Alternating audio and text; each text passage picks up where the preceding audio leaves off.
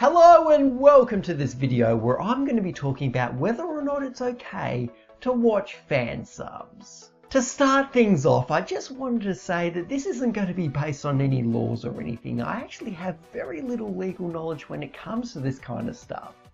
This is going to be based solely on my own opinion and my own moral standing. So I do apologise if this gets a bit preachy, however.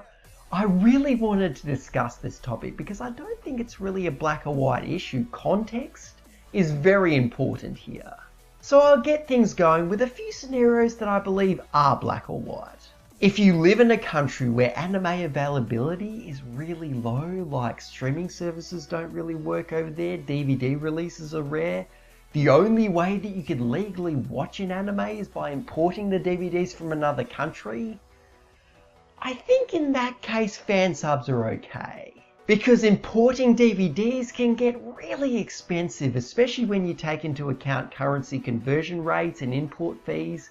People in certain countries can get hit really hard with those. On the other side of things though, if you have access to an anime on a streaming site or on television, and it's free, you have absolutely no excuse. I get it.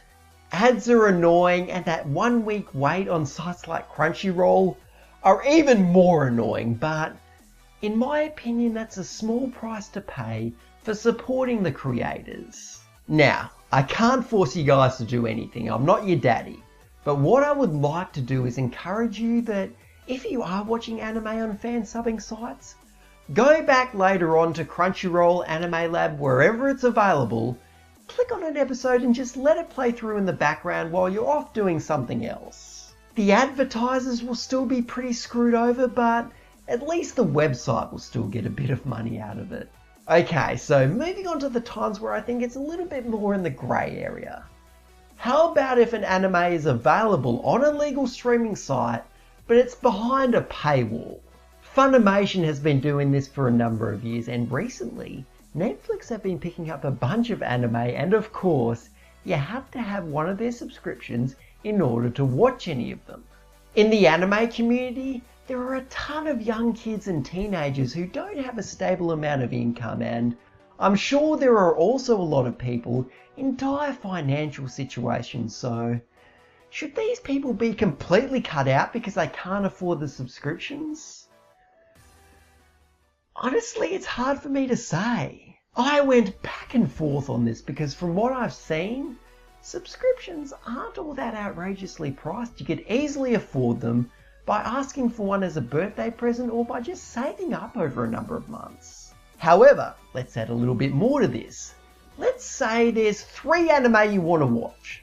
All of them are on different sites and each site has its own subscription service.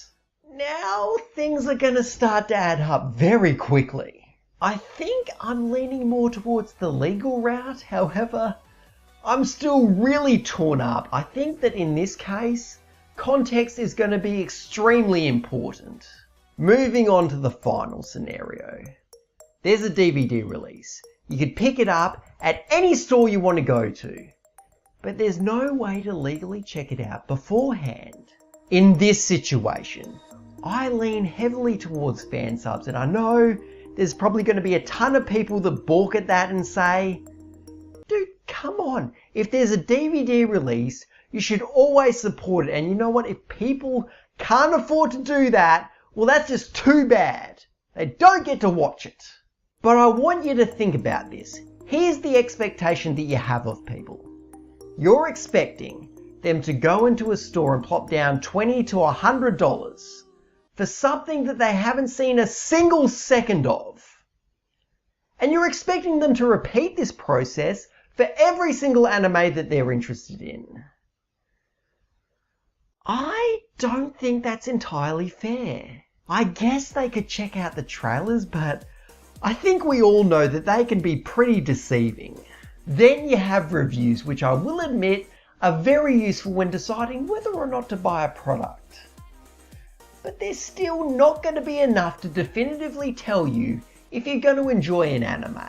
With my own reviews, I always try and be objective and look at it from different points of view, and I know many other reviewers do the exact same thing. But at the end of the day, a review is going to be based mostly on the reviewer's opinion, which might differ greatly from your own opinion. It's happened to me so many times in the past. An anime has come out, fans have loved it, reviewers have loved it, and I thought it was a complete piece of shit. In this scenario, the only way to truly tell if an anime is worth buying is to get lucky at a video rental store, and with how scarce they are, let's be real, that's not gonna happen. Even when they were prevalent, you'd be wandering around looking for the exact anime you want to watch, and then when you found it, they only have like disc 2 and 5 and the rest would be out. It was a massive pain in the ass. So if there's no legal streaming service, paid or otherwise, I will usually resort to Fansubs. And this brings up a question, which ties into the reason why I think so many people despise Fansubs. If you watch an anime on a fansubbing site, then where's the motivation to buy the DVDs? For some, there isn't. There's always going to be people out there that will never spend a single cent on anime, even when they have a ton of money. But for others, I could think of multiple reasons. You might want to check out what the dub sounds like, or maybe you want to watch the show in a higher quality because many fansubs don't look all that good. Or maybe you just want to support the creators. What I like to do when I see an anime that I really love and I want to see again, I put it on my anime to buy list, and when I get up a little bit of money, I cross a few names off the list. When I started this list back in 2007, anime streaming was in its infancy.